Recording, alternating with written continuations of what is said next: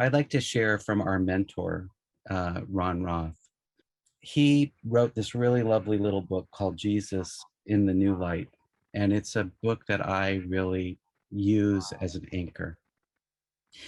And in it, he says, when goodness grows weak, when evil increases, I make myself a body. In every age, I come back to deliver the holy, to destroy the sin, or to make better the missing of the mark, and to establish righteousness. Which brings us to our common experience today, where we get to have an awareness of ourself and nature as one.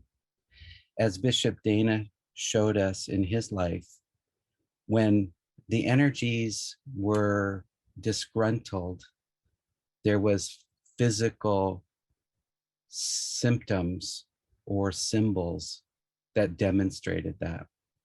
And all of us have those kinds of experiences. Sometimes we fall into fatigue, sometimes we fall into illness, sometimes something in our life will break down. That's not because we are being punished. It's showing us that we have an opportunity to literally reach out and to hold steady. So my invitation in the beginning was hold tight to the light. God's empowerment will win. Hold steady and get ready. There has been no time in history more relevant than this time in history for that guidance, for that invitation, because it's very easy to look around our lives and to feel disempowered or confused or afraid, which is exactly the opposite of what we need to do. Because in our truest nature, in our truest oneness, we can heal and we can restore.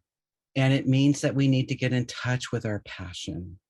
It means that we get in touch with that devotional energy that is true to each of our spirits, and that we see chaos as energy and holy, not fearful and scary.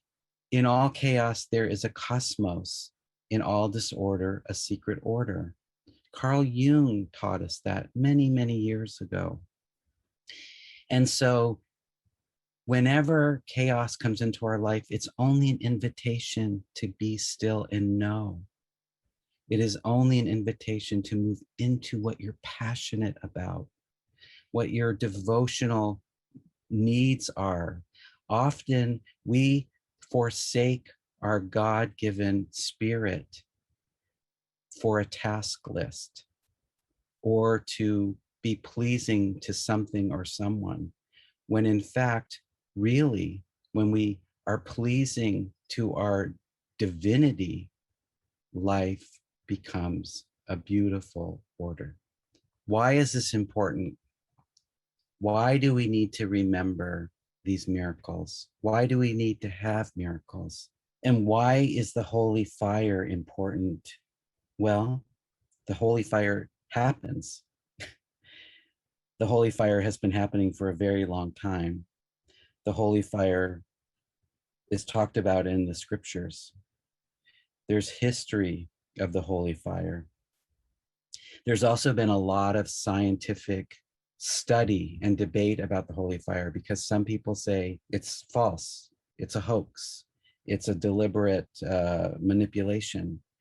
But so many experiments have proven that those accusations are not true, they're false. And it's important that we understand that just because someone says something very strongly doesn't necessarily mean it is God's truth. And it depends on each of our own experience, our true experience, to understand God's truth in our soul, in our life. And you can ask for a miracle today.